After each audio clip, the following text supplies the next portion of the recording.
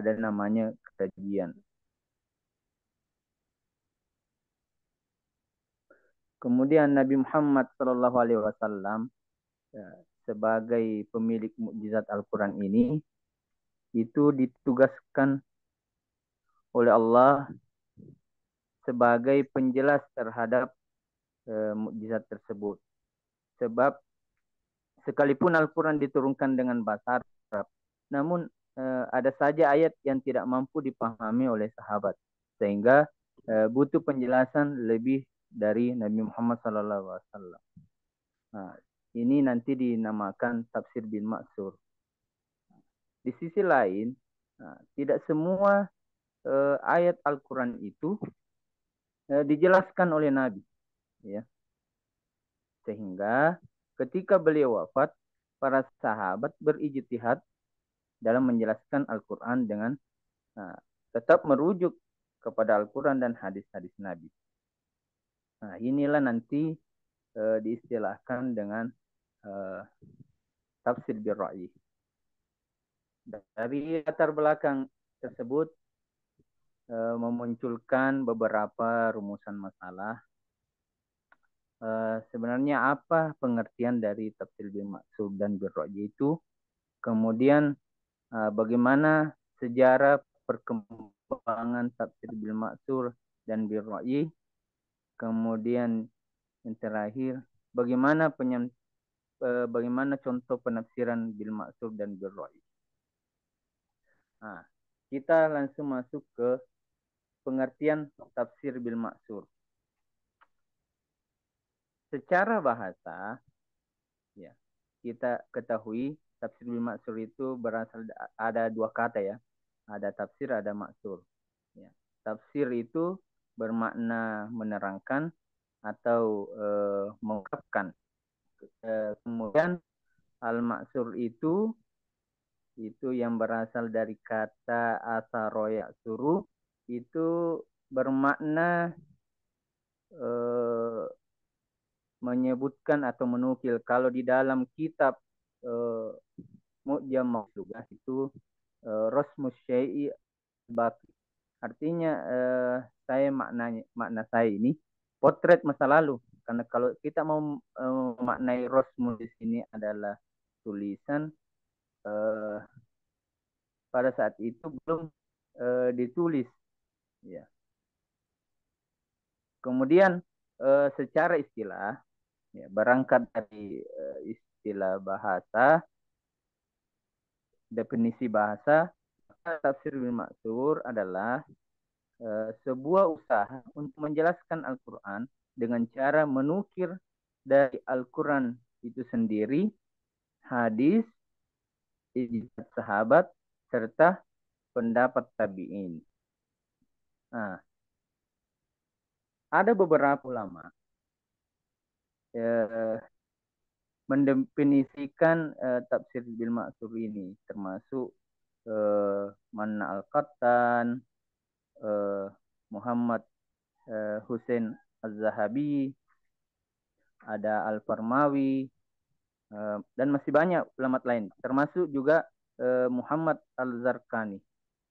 Namun Al-Zarqani ini berbeda dengan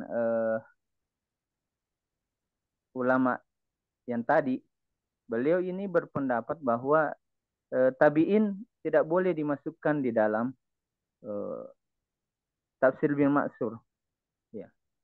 Dengan alasan tabi'in ini sudah dimasuki oleh Israiliyat. Ya, artinya Israiliyat ini dongeng-dongengnya orang Israel, yaitu Yahudi dan Nasrani. Meskipun ada juga pendapat yang mengatakan la nusaddiqu wa la nukadzibu, namun Imam Al-Zarqani ini mengatakan banyak bohongnya, lebih banyak bohongnya. Itu pendapat pribadi beliau. Nah, kemudian kita ke sejarah tafsir bil ma'sur. Tafsir bil ma'sur itu kalau kita periodekan itu ada dua, periode lisan dan periode tadwin. Yaitu periode lisan. Nah, meliputi masa Nabi sebagai mufassir pertama, kemudian menukilkan kepada sahabat, kemudian sahabat menukilkan ke tabi'in. Nah, ini periode lisan. Kemudian periode tadwin, yaitu di mana riwayat dari Nabi mulai dibukukan, ya, termasuk tafsir Al-Quran, meskipun masih termuat dalam kitab hadis, bukan pada kitab tafsir secara khusus, ya, karena belum menjadi sebuah disiplin ilmu yang resmi pada waktu itu. Nah, saya singkat-singkat saja. Kemudian karakteristik tafsir bil maksur.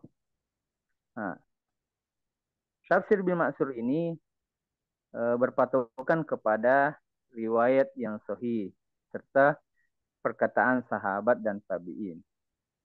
Maka tafsir bil maksur disebut tafsir bil maksur apabila ini dia Al-Quran ditafsirkan dengan Al-Quran, Al-Quran ditafsirkan dengan As-Sunnah, Al-Quran ditafsirkan dengan riwayat sahabat, kemudian yang terakhir Al-Quran ditafsirkan dengan riwayat tabi'in.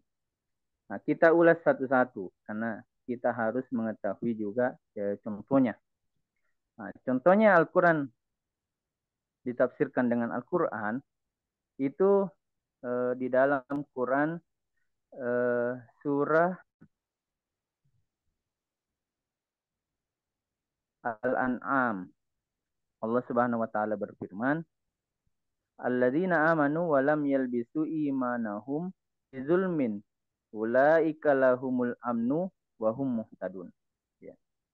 Artinya, orang-orang yang beriman dan tidak mencampur adukkan iman mereka dengan kezaliman, mereka itulah yang mendapatkan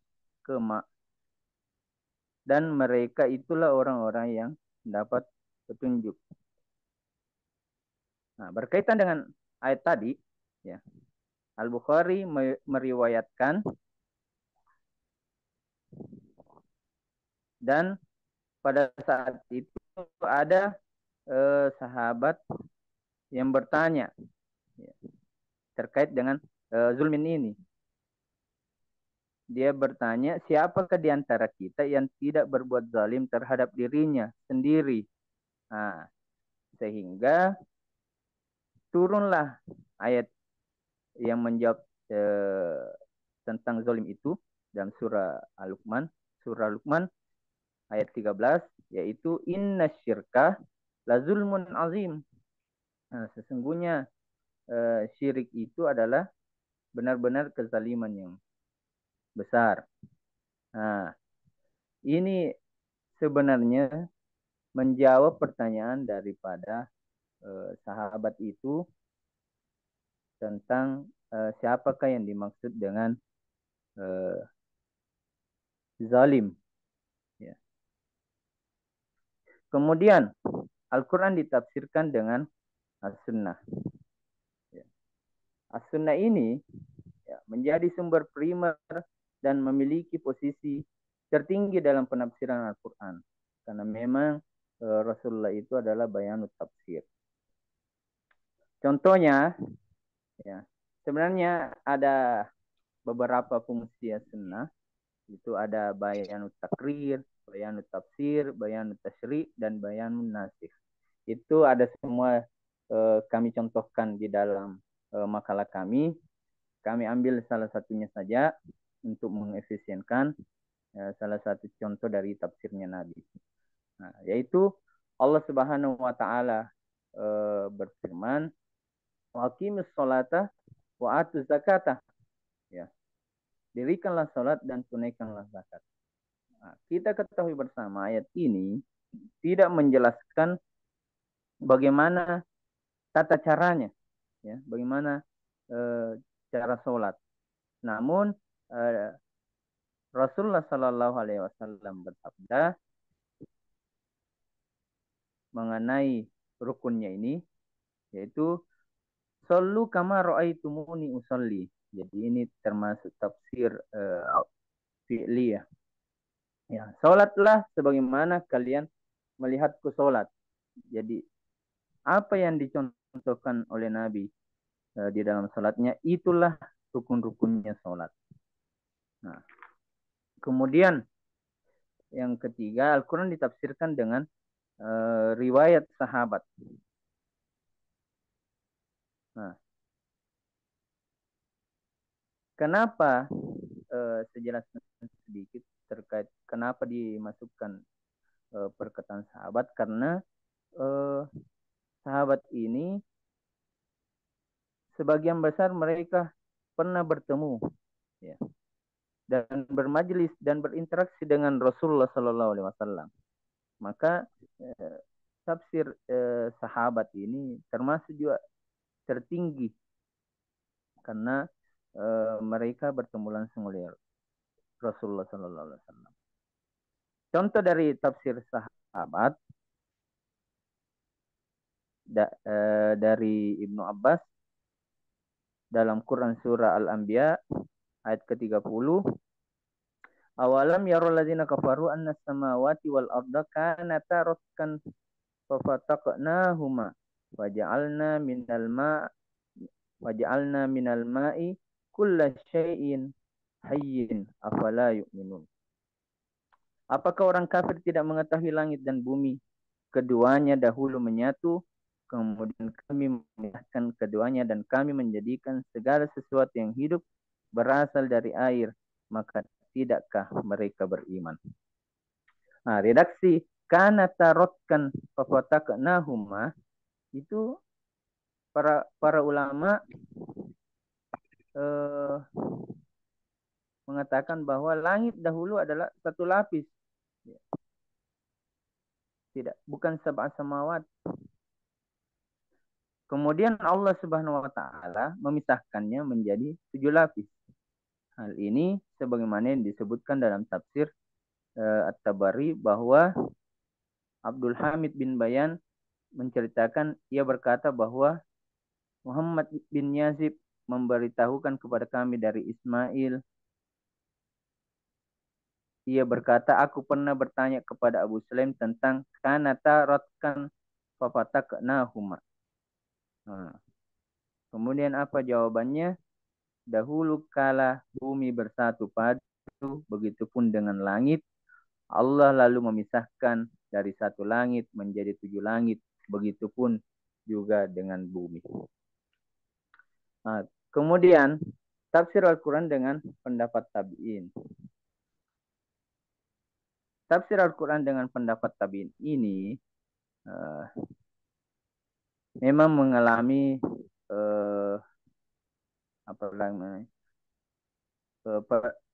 perbedaan di antara kalangan ulama. Di kalangan ulama, apakah ini masuk di tafsir bil maksur atau tidak? Namun kita bisa melihat beberapa contoh dari tafsir Al-Quran dengan pendapat tabi'in ini. Contohnya dalam Quran surah Al-Baqarah ayat ke-65. Walaqad alimtumul ladzina tadaw minkum fis sabati fa qulna lahum kunu qiradatan khasiin.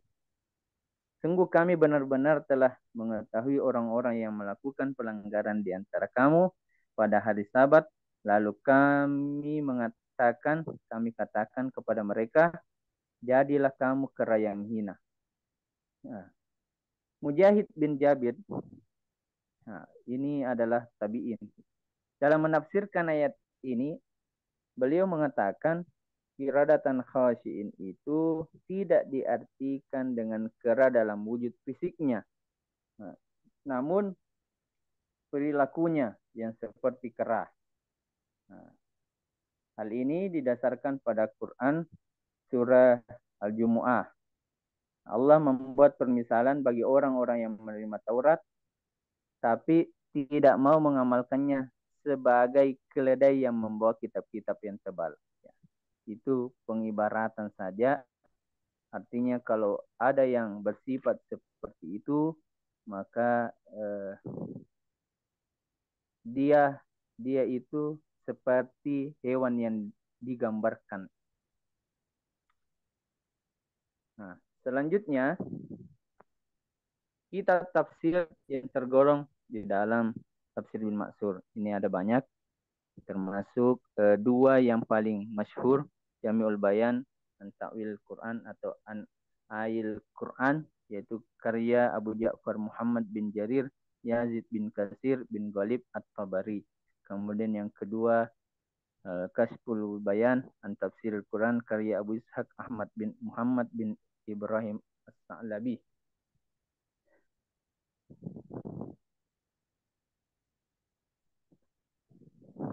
Ada 7 yang kami tulis, sebenarnya ada lagi yang lain, namun tidak dimuat di sini. Nah, selanjutnya kita masuk ke pengertian tafsir bil ra'yi. Secara bahasa, kata ar-ra'yi ini adalah masdar dari kata ro'ah, itu yang bermakna memandang dan melihat. Kata ra'yu dapat diartikan dengan arti pandangan atau pemikiran, akal, keyakinan, kias, dan ijtihad.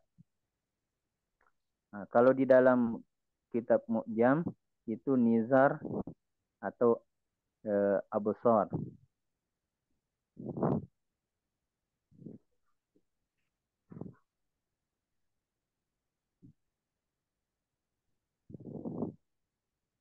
Jadi secara istilah berangkat dari pengertian bahasa tadi, tafsir bil ra'yi adalah suatu usaha untuk menafsirkan Al-Quran dengan ijtihad, yang artinya dalam menjelaskan Al-Quran seorang mufassir berpegang pada pemahamannya sendiri serta menggunakan logika dalam istimbatnya.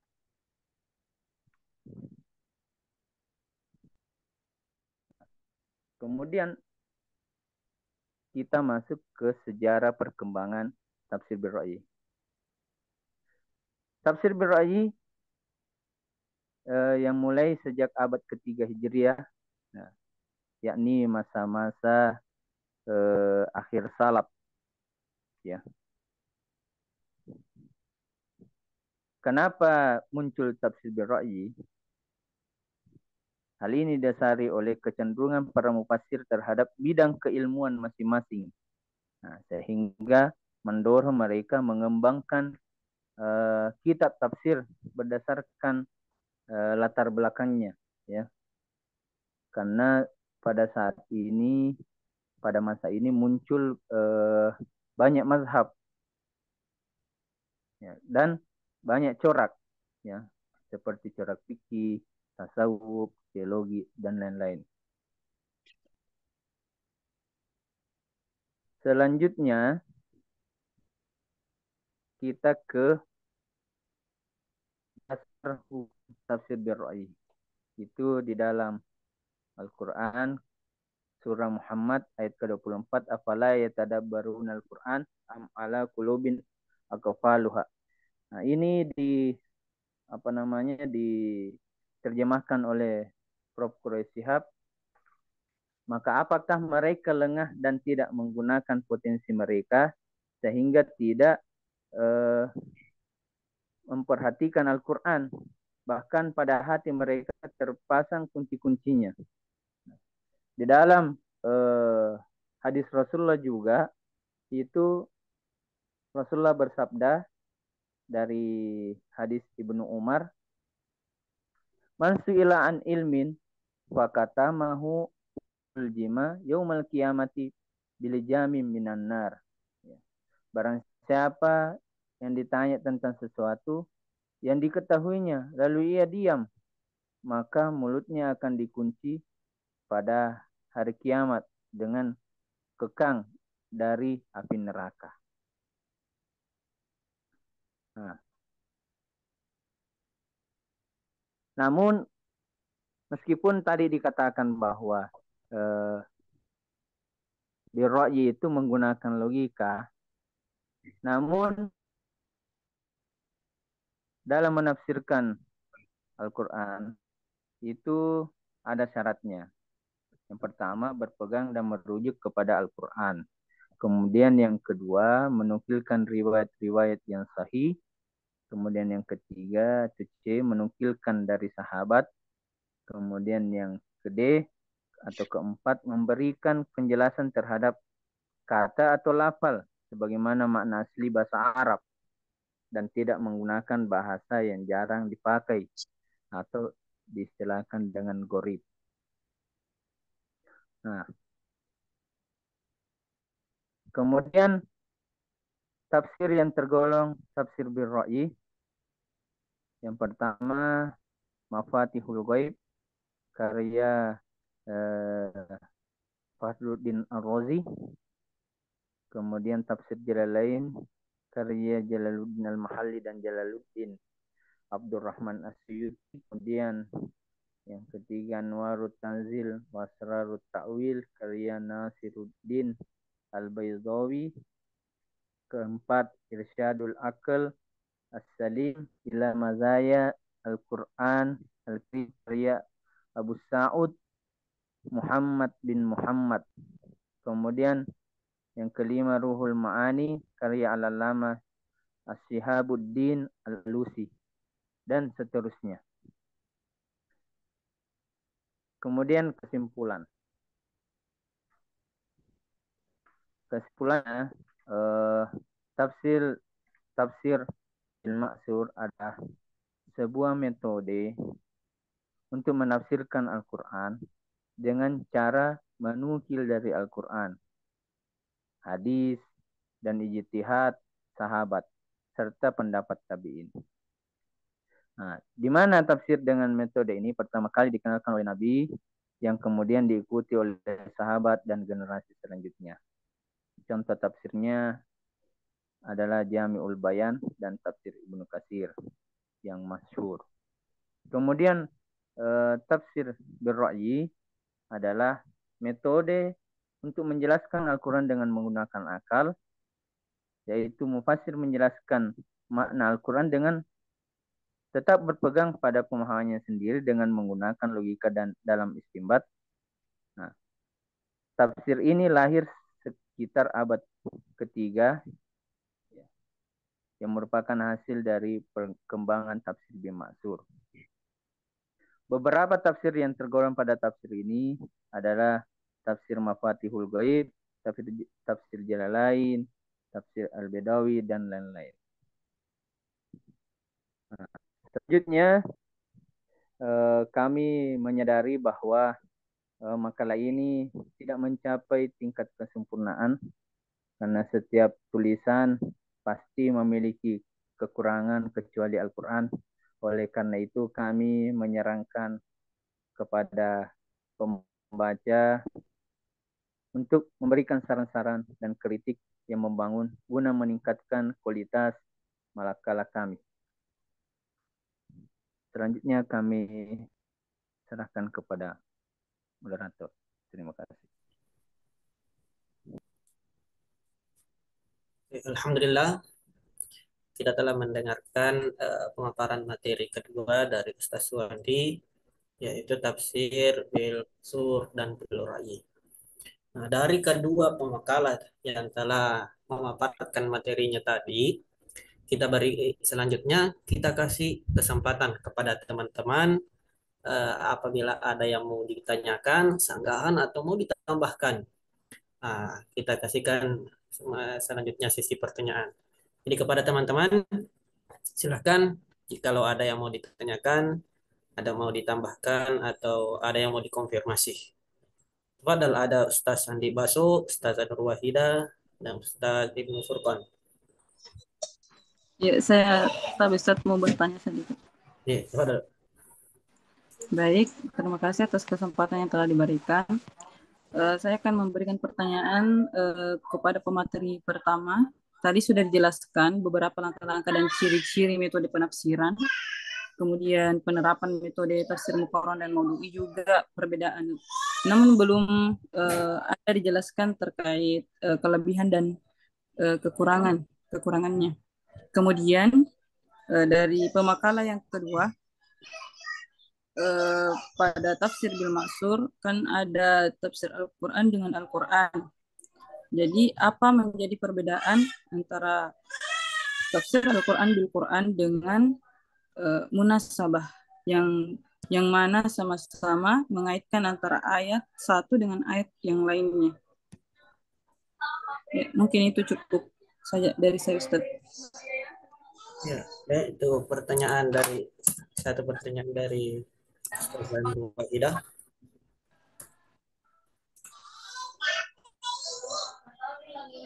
Ada keistimewaan dan kekurangan ya.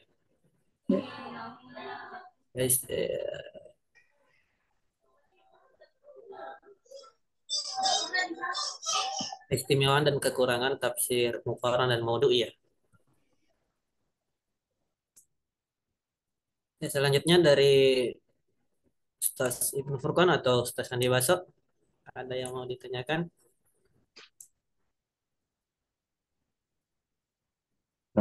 Bismillah.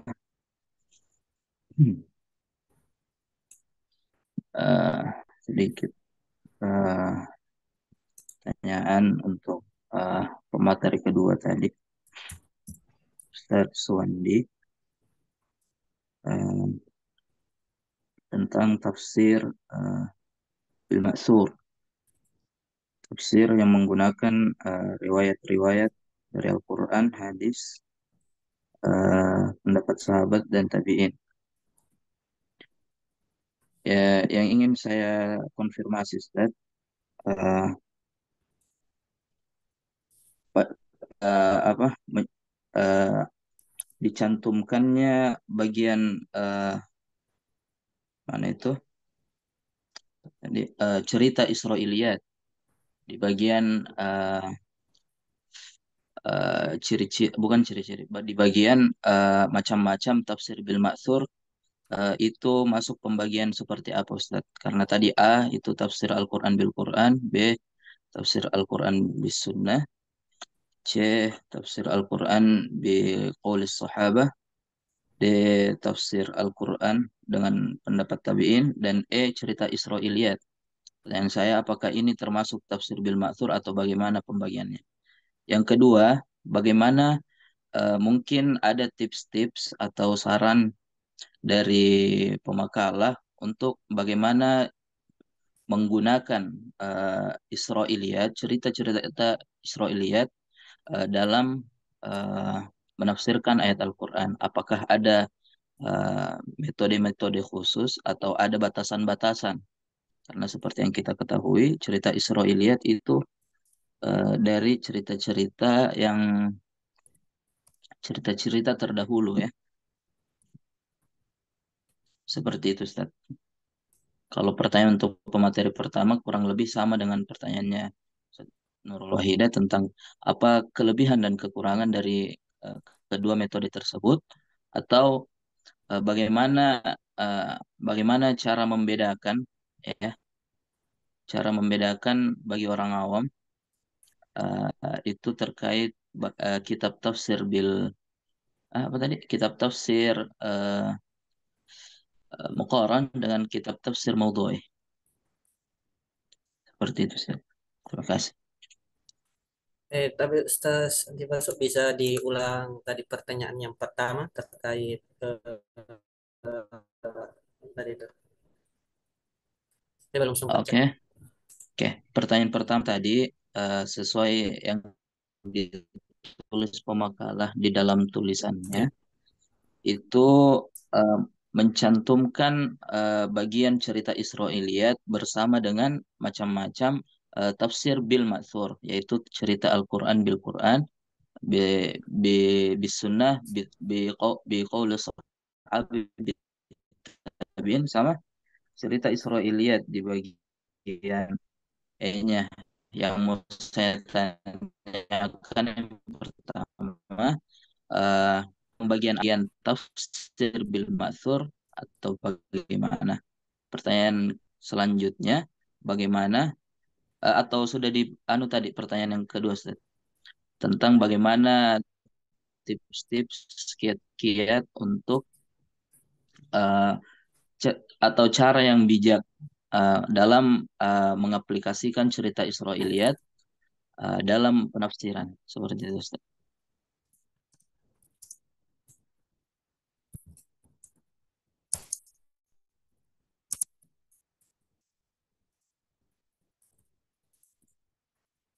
Sudah ada 4 pertanyaan.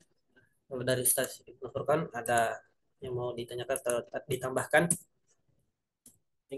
Terima kasih. Eh, Terhadap pemakalan pertama, pertanyaan saya tadi kan sudah dijelaskan itu bagaimana pengertian dari tafsir Maudi dan Qur'an dari makalahnya. Tadi pemakalan menyimpulkan bahwa tafsir Maudi adalah tafsir yang penjelasannya itu konkret atau komprehensif. Nah, maka pertanyaannya, jika dibandingkan dengan tafsir Tahlili, itu mana yang lebih konkret di situ, Ustaz? Apakah tafsir Tahlili atau tafsir Maudi? Uh, Kemudian di makalah yang tadi itu tidak disebutkan contohnya terkait dengan tafsir Quran, kan tadi ada tafsir Quran ayat dan hadis itu ada tadi beberapanya. Yang saya pertanyakan, sebutkan contoh tafsir Quran dalam bentuk ayat dengan hadis. Nah, itu dari pemakalah pertama. Kemudian untuk pemakalah kedua, sama tadi pertanyaan dari Ustaz Nurul Hamzah, tapi saya lebih ke bagaimana kelebihan dan kekurangan dari tafsir bil maksur dan bil ra'y itu. Kemudian apa alasan beberapa orang itu menolak tafsir bil ra'y ini? Mungkin seperti itu, Ustaz. Terima kasih.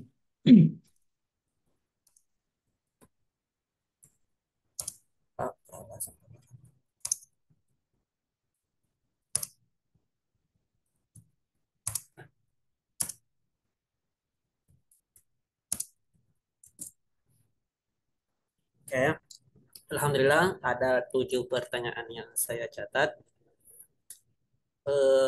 Saya minta kembali kepada Ustaz Ibnu Furqan. Apa tadi pertanyaan yang pertama itu apa? Yang pemakalan pertama, Ustaz. Iya, tadi kan pertanyaannya sebutkan contoh Muqaran dan tafsir Muqaran ayat dan hadis. Yes. Sedangkan pertanyaan yang kedua, selanjutnya itu apa alasan beberapa orang awam itu menolak tafsir bil ra'yi ini? Iya. Nah, masih ada satu tadi saya Oh, yang lupa catat. pertama ini itu kelebihan dan kekurangan Oh, tafsir bil maksur oh dan iya. bil ra'y. Ya, itu.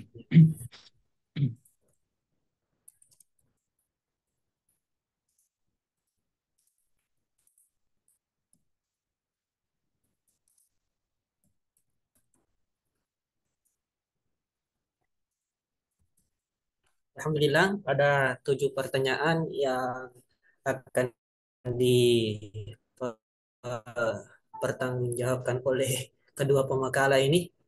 Ini saya ada 7 yang saya catat. Sebelum saya kirim ke chat room Zoom, kita persilahkan dulu Ustaz Andi Baso untuk memimpin salawat untuk lebih berkahnya. Kita bersalawat kepada baginda Rasulullah SAW dan memberikan waktu kepada kedua pemakalah untuk mencari jawaban dari pertanyaan tadi. Kepada Ustaz Andi Baso, kami persilahkan. Baik, saya mungkin tidak bisa menyanyi ya, jadi mungkin baca biasa saja. Tabe. إن الله وملائكته يصلون على النبي يا أيها الذين آمنوا صلوا عليه وسلموا تسليما اللهم صل وسلم وبارك على سيدنا محمد وعلى آل سيدنا محمد كما صليت وسلمت وباركت على سيدنا إبراهيم وعلى آل سيدنا إبراهيم في العالمين إنك حميد مجيد صلى الله تعالى عليه وعلى آله وصحبه وبارك وسلم.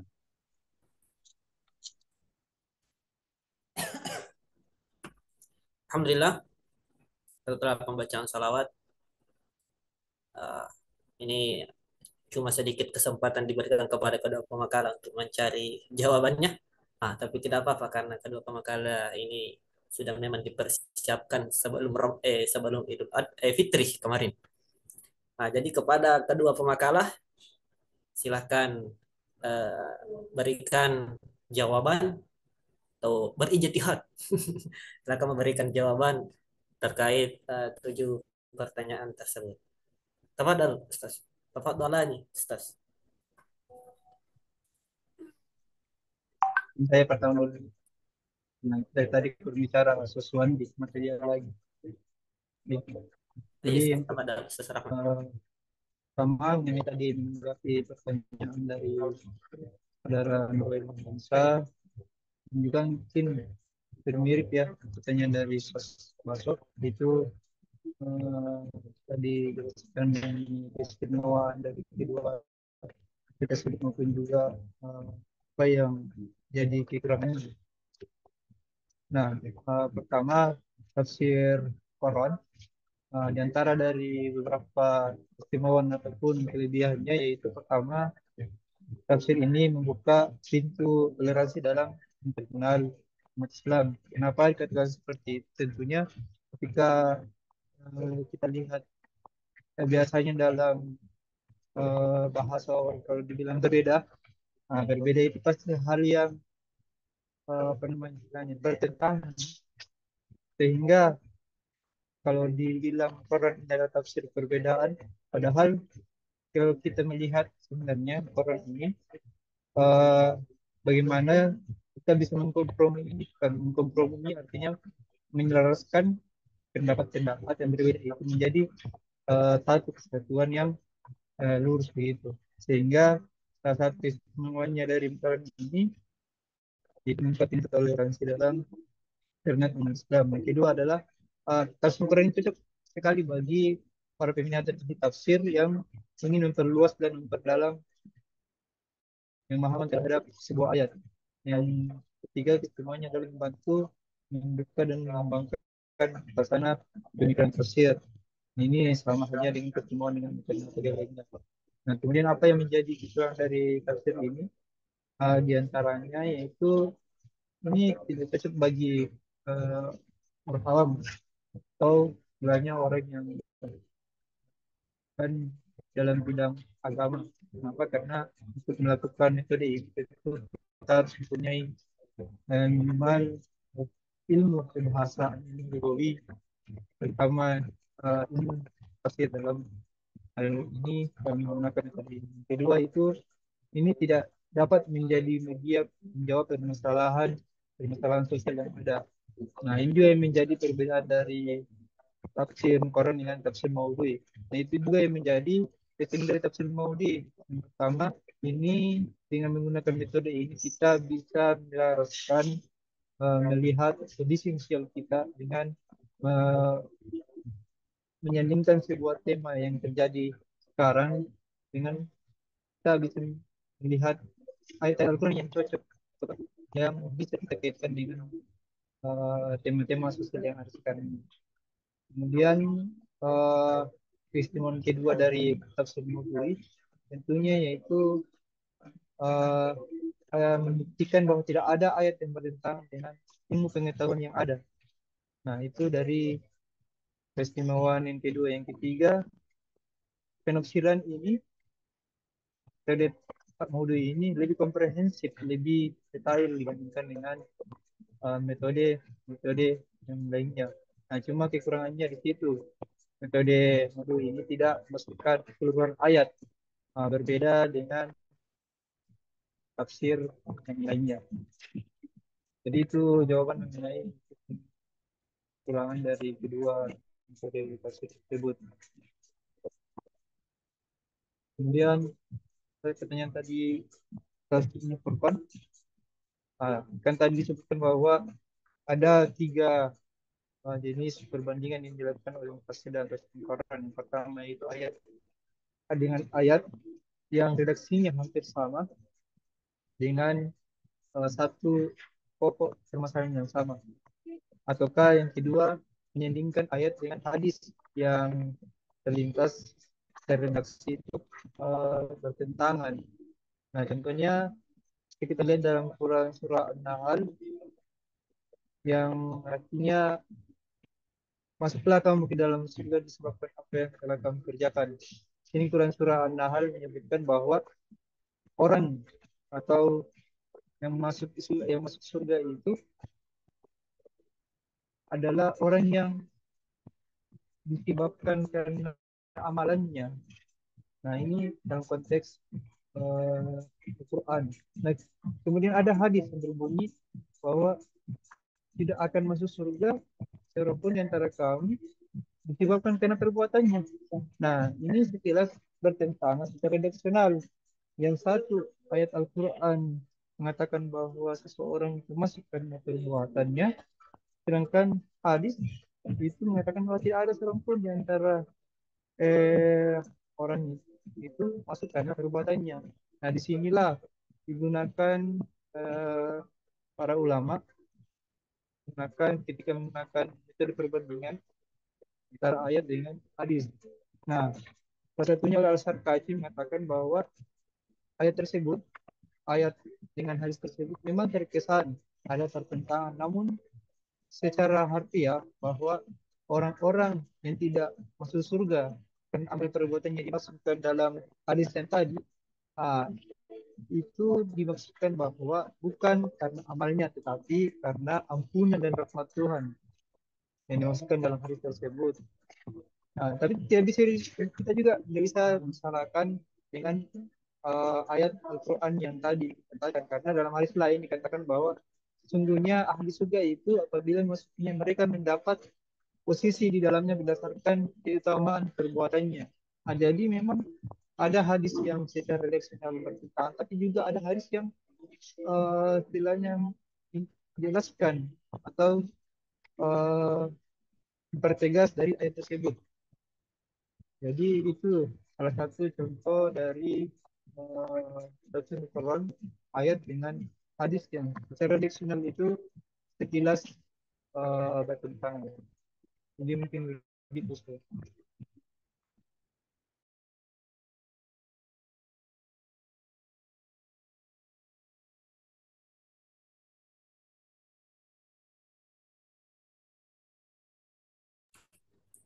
Oke, alhamdulillah sudah dijawab oleh pemakalah pertama terkait pertanyaan yang ditanyakan, khususnya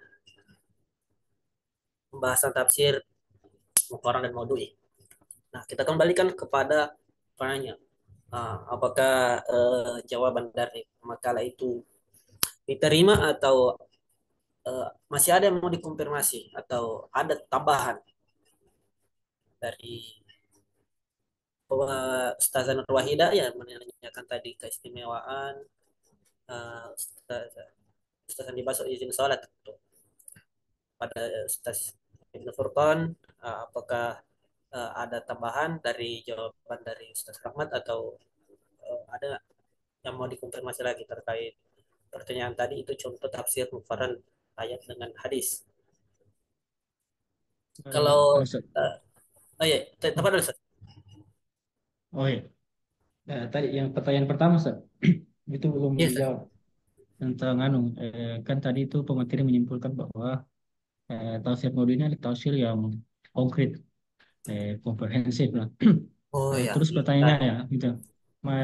Kalau kita bandingkan yang tafsir Tahlili yang dikasih pembahasan, mana yang lebih konkret itu Ustaz, menurut pemateri? Apakah tafsir Tahlili atau Maududi yang lebih konkret itu, Ustaz? Oke. mana kau ambil lagi tuh? Iya, kenapa penting polisi? Yang pertanyaan pertama tadi Ustaz.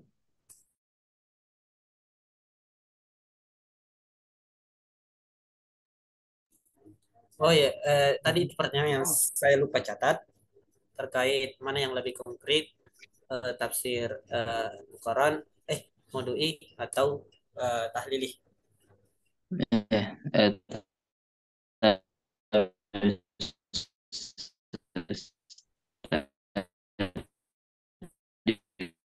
mungkin tidak kedengaran ya kemarin seperti bagaimana cara orang awam untuk membedakan bahwa ini tafsir Muqarran sama tafsir Maudhu'i.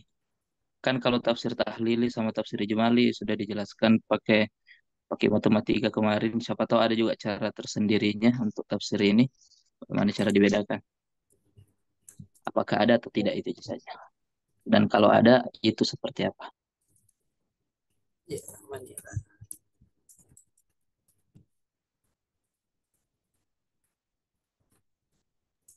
Jadi pertanyaan dari Ustaz Batu, apakah ada cara sebagai yang kemarin itu tadi? Ya, tepat Ustaz. Ah,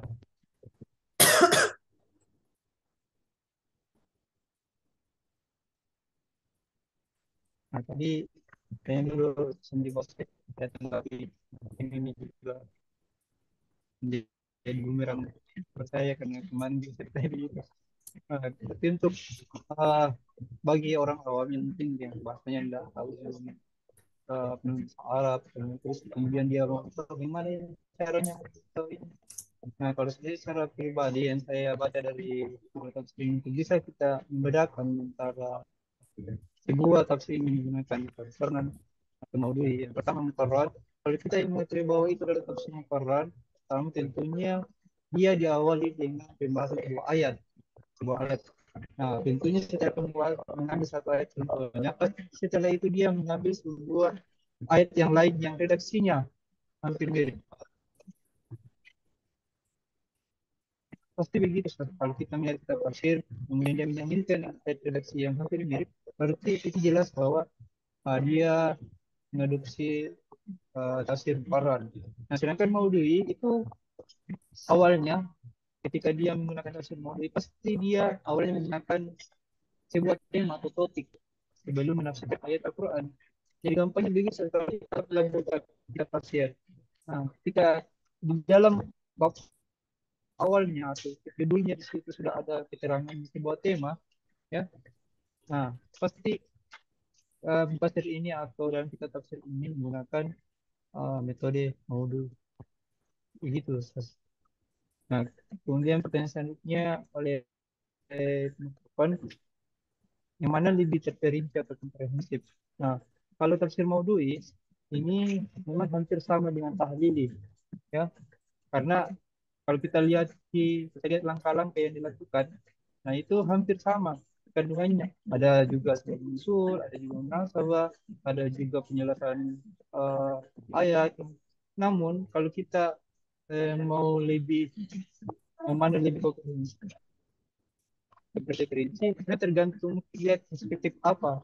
Kalau kita mau lihat perspektif suatu pokok masalah yang dibahas, maka yang jadi perinci itu adalah tafsir tematik. Kenapa? Karena pasti dia akan membahas tuntas satu pokok masalah yang akan kita kaji. Dia akan membahas tuntas sampai selesai. Dia akan menimbun seluruh ayat yang berkaitan dengan masalah tersebut hingga tuntas selesai dibahas. Sedangkan tafsir tahlili sekalipun membahas tentang satu ayat, dia tidak membahas tuntas dengan membahas tuntas permasalahan tersebut. Karena bisa saja ada ayat kaitannya dengan ayat yang lain, dia membahas di ayat yang lain tersebut, baru dia bahas di surat yang lainnya. Berbeda dengan modul yang membahas tuntas di satu tema tersebut. Namun kalau kita lagi membahas yang mana itu dari secara keseluruhan, tentu tahlil ini kenapa? Karena dia menyampaikan tartibul ayat, tartibul surah, artinya dia menafsirkan Al-Quran secara keseluruhan. Nah, dibandingkan dengan hikmatik, dia tidak menafsirkan seluruh ayat, cuma mengambil satu tema kemudian menentukan seluruh ayat yang berkaitan dengan pokok permasalahan tersebut. Nah, jadi begitu, Ustaz. Jadi tadi dimaksud sebetulnya bahwa tafsir tematik itu kalau mau kita kenal, dia dimulai dari tema. Sedangkan Quran itu dulu dengan ayat. Yang begitu, Ustaz. Alhamdulillah itu pertanyaan jawaban dari Ustaz Rahmat terkait apakah ada cara bagi orang awam untuk menentukan ini tafsir bercorak maudhu'i atau tafsir maudhu'i atau muqarran. Nah, dijelaskan oleh Ustaz Rahmat tadi dilihat dari tema, kalau maudhu'i, kalau muqarran dilihat dari ayatnya. Saya kira Rahmat masih ada pertanyaan yang belum dijawab atau sudah semua?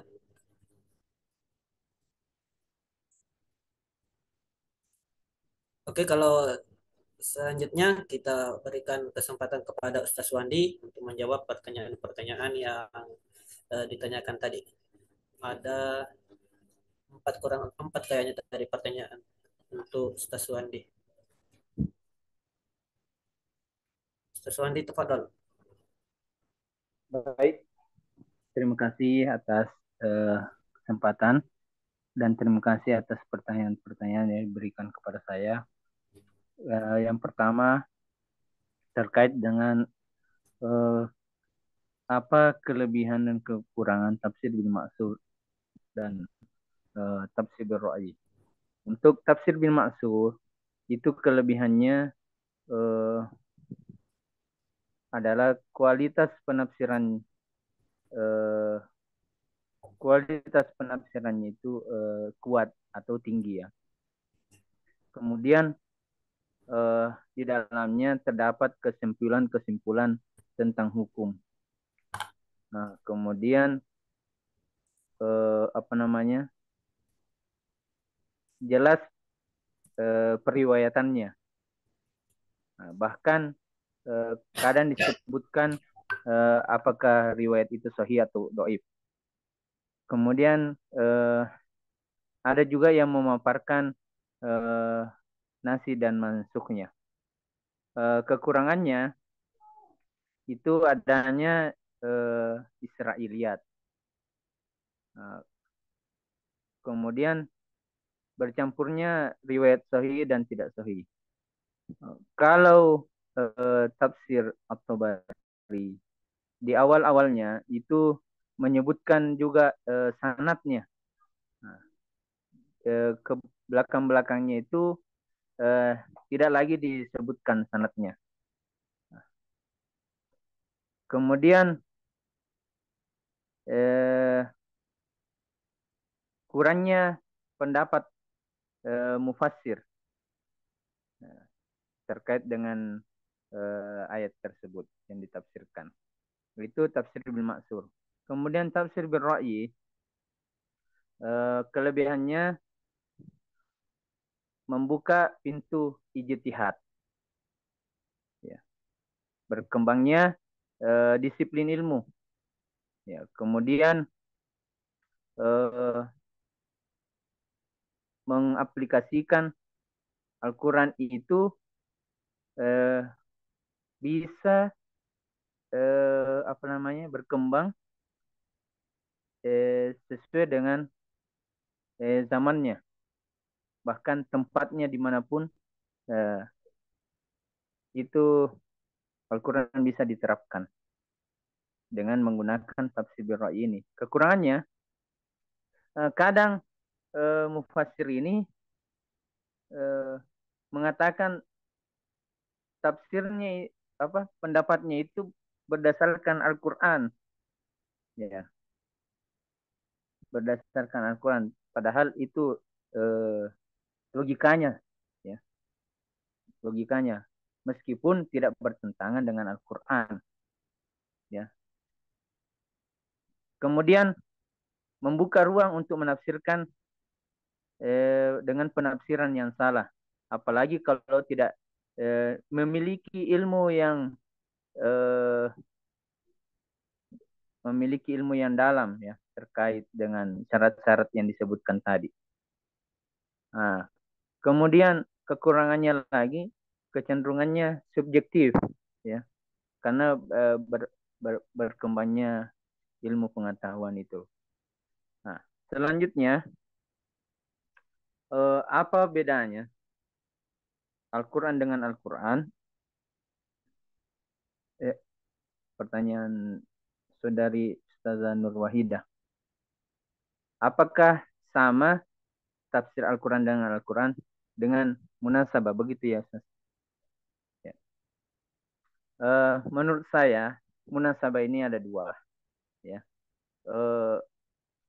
Ada memang dia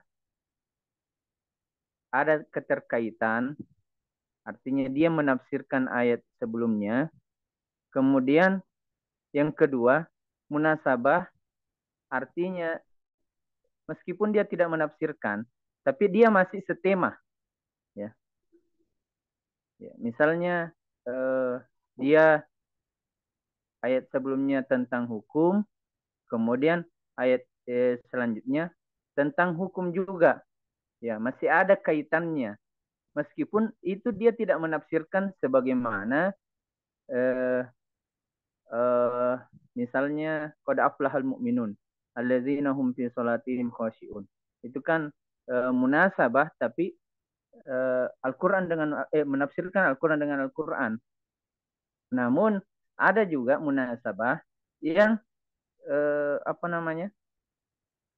hanya terkaitan dengan tema saja, tidak saling menafsirkan. Ya.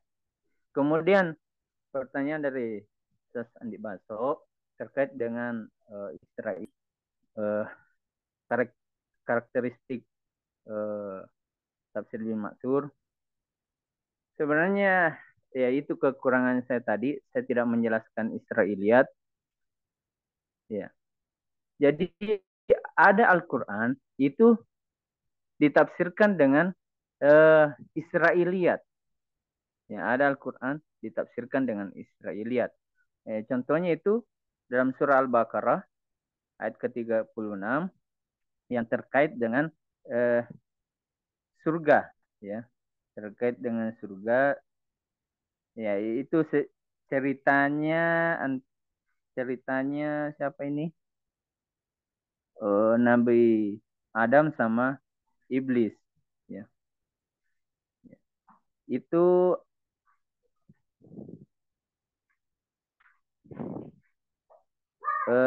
iblis menggoda Nabi Adam. Ya. Dalam cerita Israiliyat itu ada yang mengatakan iblis menggoda Nabi Adam di luar pintu surga, dan sebagian lagi mengatakan bahwa iblis menggoda Nabi Adam dan Hawa dari bumi. Nah, itu kisah yang dinukilkan Ibnu Katsir dalam tafsirnya. Nah, dan ini adalah Israiliyat, ya, Israiliyat di dalam tafsir. Kemudian bagaimana saran dari pemakalah dalam penggunaan Israiliyat dalam menafsirkan? Menurut saya Israiliyat ini sudah dikatakan tadi, la nusaddiqu wala nukadzibu. Di dalam Al-Quran juga ada yang mengatakan inja akum fasikun binaba'in fatabayyanu.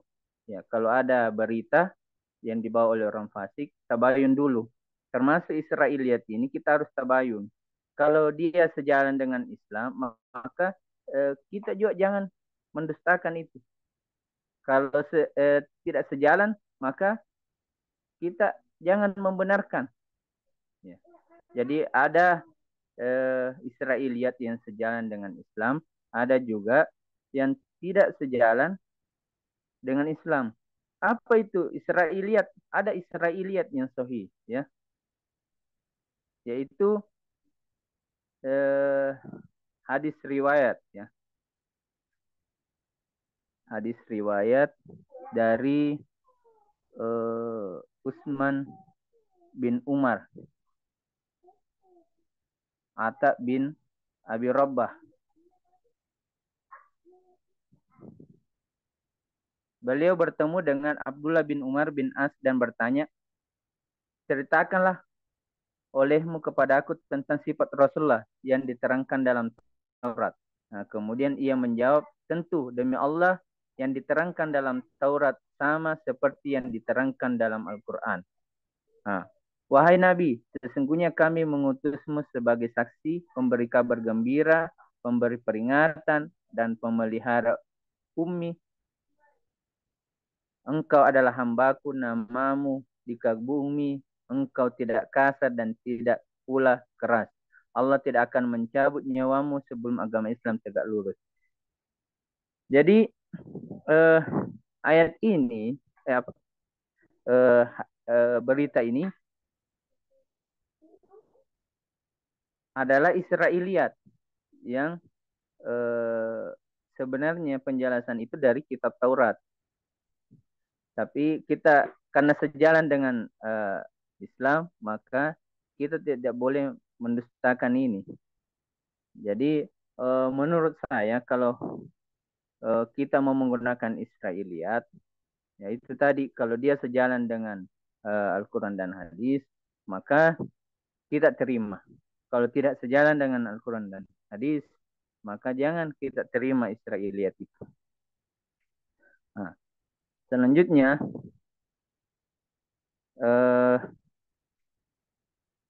kenapa alasan beberapa ulama mengapa menolak tafsir birra'yi? Ya, karena memang ada dasarnya dari apa namanya? Rasulullah. Rasulullah pernah bersabda, "Man qala fil Qur'ani birra'yihi falyatabawa maq'adahu minan nar." Ya, ini hadis sahih. Barang siapa yang berkata tentang Al-Quran dengan menggunakan pendapatnya, maka hendaklah dia menduduki atau mengambil tempatnya di neraka. Tentunya ini hadis penuh kontroversi juga. Ya, artinya apa? Penuh kontroversi karena ada ulama tetap pada hadis ini apa namanya?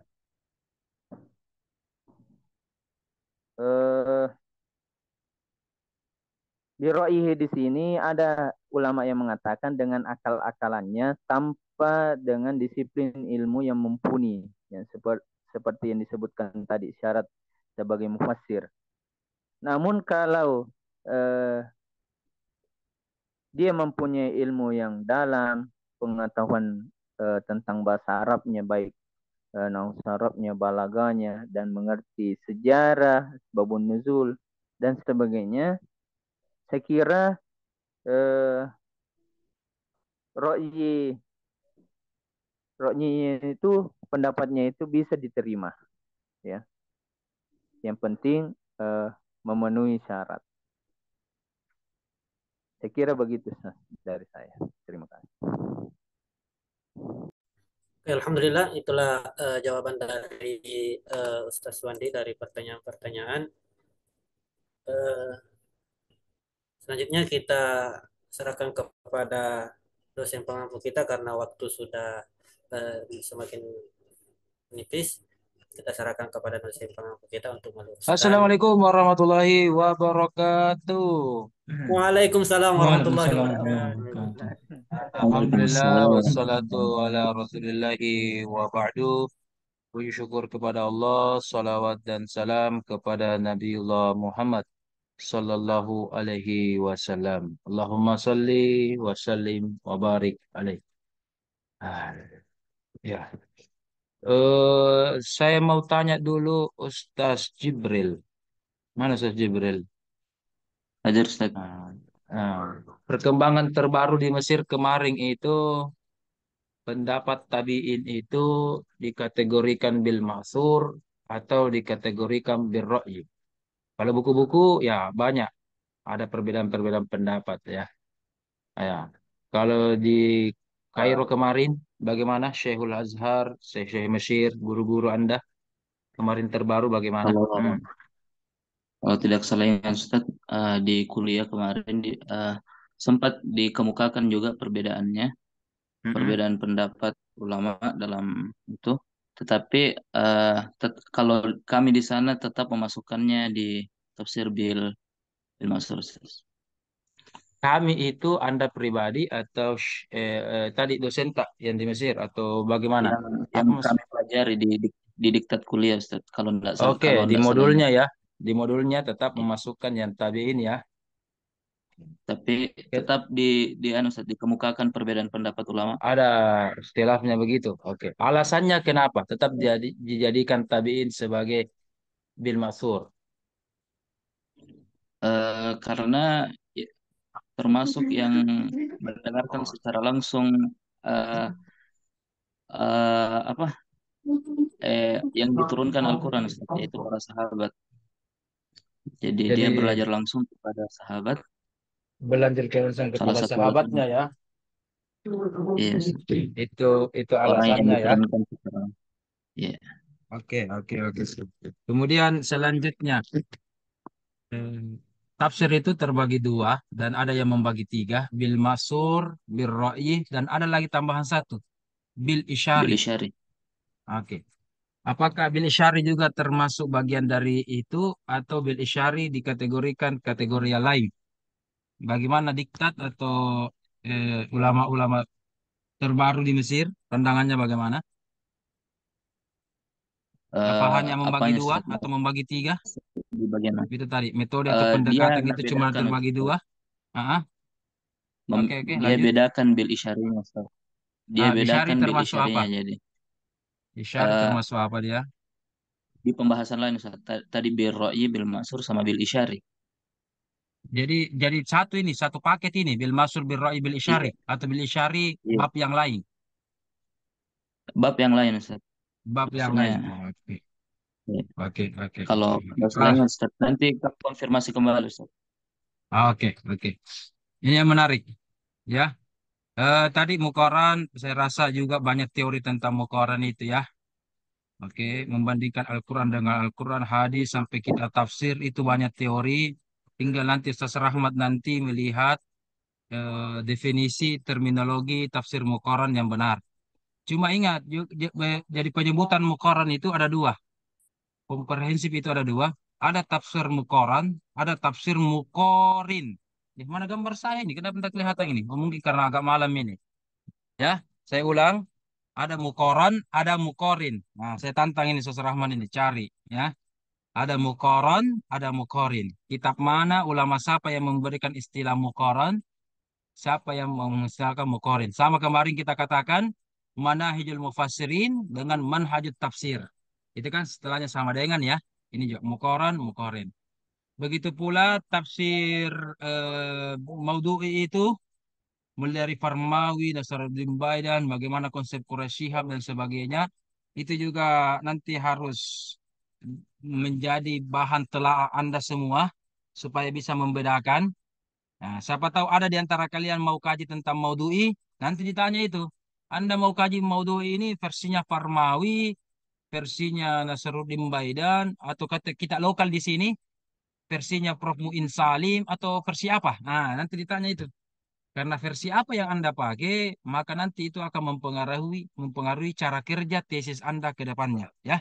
Nah, sama ini bil masur, bil ra'yi, bil isyari, ya. Kalau dibagi tiga, berarti Anda harus bedakan pengertian bil masul, bil ra'yi, bil isyari. Kalau bil masur, oke, riwayat, ya. Oke. Riwayatnya itu tinggal dibagi empat atau dibagi tiga. Al-Quran, hadis, sahabat, tabiin. Ya, dibagi tiga atau dibagi empat. Kalau Suyuti itu, ya memang itu mazhab yang banyak di Mesir itu, ya bagi empat. Ya, yang lain mungkin cuma bagi tiga. Oke. Kalau bil ra'yi, ada juga yang mengatakan bil isyari. Nah, kalau terbagi tiga, berarti bil ra'yi itu artinya pendapat tafsir yang bersumber dari akal. Ah, akal ya. Bil ra'yi yang dimaksud itu al-akal. Sementara tadi mazhab yang diambil oleh Ustaz Suwandi, betul itu. Cuma tadi teks Arabnya dari Maqais Luga itu lupa mungkin disampaikan. Itu bil aini wal basirah, ya. Bil aini itu mewakili al ain atau al aklu, basirah itu mewakili kolbu atau bil isyari. Nah, jadi kalau terbagi dua, kalau terbagi tiga berarti bil ra'yi itu cuma saja bil akli saja, ya, bil akli saja, oke. Nah, tapi kalau dibagi tiga, pengertian bil ra'yi, ya, pengertian bil ra'yi itu cuma bil akli saja, sementara bil isyari itu dimasuk bil kolbi, tafsir dari kolbu, ya. Bagaimana suara saya ini, kedengaran atau tidak ini, atau saya off kan kamera ini, masalahnya. Dengar. Mantap nih, mantap Ji, mantap. lengkap. Oke, lumayan, lumayan. Oke. Oke, oke. Oke, lanjut. Nah, begitu. Tapi kalau terbagi dua, berarti definisi bil ra'yi adalah berasal dari bil akli dan berasal dari bil qalbi. Ya, bil qalbi. Jadi dua itu. Nah, jadi nanti Anda harus lihat ketika Anda bagi tiga, maka definisinya ini begini. Ya, kalau dibagi dua, Anda lihat ulama yang bagi dua, berarti bil ra'yi itu bukan hanya bil akli, tapi masukkan juga bil isyari. Banyak. Karena pengertian tadi dasarnya ra'yu gitu. Apa tadi? Ada kan kata-kata basirah. Basirah berarti kolbu. Ya. Itu. Itu yang harus Anda perkuat nanti. Supaya lihat perbedaan-perbedaan antara kedua konten tersebut. Ya. Bil akli, bil ra'yi, dan seterusnya. Sekarang yang nanti harus Anda kembangkan begini. Nah, nanti ya ini penelitian saya ini. Coba lihat mana mana mana. Share, share. Tekan share ini.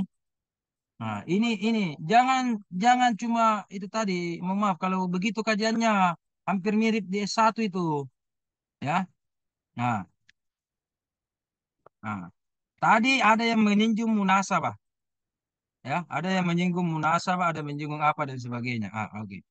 Coba lihat, coba lihat.